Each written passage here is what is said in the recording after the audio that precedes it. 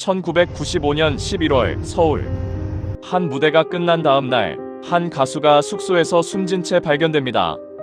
처음에는 단순한 사고로 알려졌습니다. 하지만 이후 확인된 정황은 달랐습니다. 짧은 시간 안에 벌어진 사건, 그리고 빠르게 진행된 수사와 재판. 하지만 시간이 흐른 지금까지도 이 사건은 여러 질문을 남기고 있습니다. 이 사건은 과연 충분히 설명된 것일까요? 사건은 1995년 11월 20일 서울의 한 숙소에서 발생합니다. 당시 인기그룹 듀스의 멤버였던 김성재는 솔로 활동을 시작한 직후였습니다. 전날 방송 무대에 출연한 뒤 다음날 일정이 예정되어 있었지만 연락이 닿지 않았습니다. 이후 관계자가 숙소를 확인하는 과정에서 그는 침대 위에서 숨진 상태로 발견됩니다. 현장에는 외부 침입 흔적은 확인되지 않았으며 초기에는 명확한 원인을 단정하기 어려운 상황이었습니다. 사건 이후 진행된 조사에서 일반적인 상황과 다른 정황이 확인됩니다. 신체 상태와 관련된 일부 정보가 추가적인 확인이 필요하다는 판단으로 이어졌고, 이에 따라 정밀 조사가 진행됩니다. 또한 사건 전후의 동선과 주변 인물 관계가 조사 대상에 포함됩니다. 이 과정에서 특정 인물이 수사 대상에 포함되며 사건은 단순 사고가 아닌 가능성으로 확대됩니다.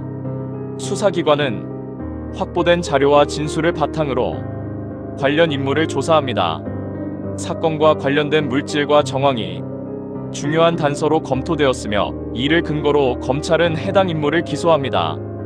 이후 사건은 법원의 판단 단계로 넘어가게 됩니다. 수사 과정에서는 동선 확인, 진술 분석, 그리고 물적 증거에 대한 검토가 이루어졌습니다. 이 사건에서 가장 중요한 쟁점은 다음과 같습니다. 사망 원인이 충분히 명확하게 입증되었는가? 또한 확보된 증거가 사건 전체를 설명하기에 충분했는가? 라는 점도 함께 논의되었습니다. 일부에서는 수사 과정과 증거 해석에 대해 다양한 시각이 존재했습니다. 다만 이러한 논의는 사실로 확정된 내용이 아닌 사건을 바라보는 관점의 차이로 볼 수 있습니다. 재판과 결과는 재판 과정에서는 검찰과 변호 측의 주장이 각각 제시되었습니다. 1심에서는 유죄 판단이 내려졌으나 항소심에서는 판단이 달라집니다.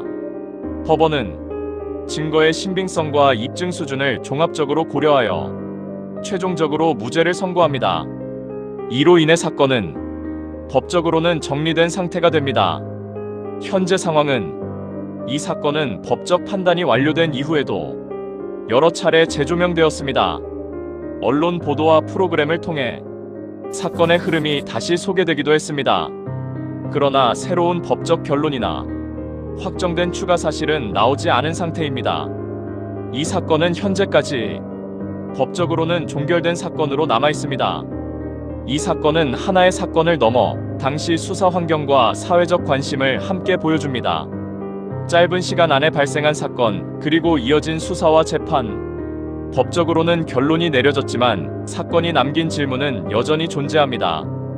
우리는 이 사건을 통해 사건을 바라보는 기준과 증거의 중요성에 대해 다시 생각해 볼 수 있습니다. 이 사건은 과연 충분히 설명된 것일까요? 그 질문은 지금도 남아 있습니다.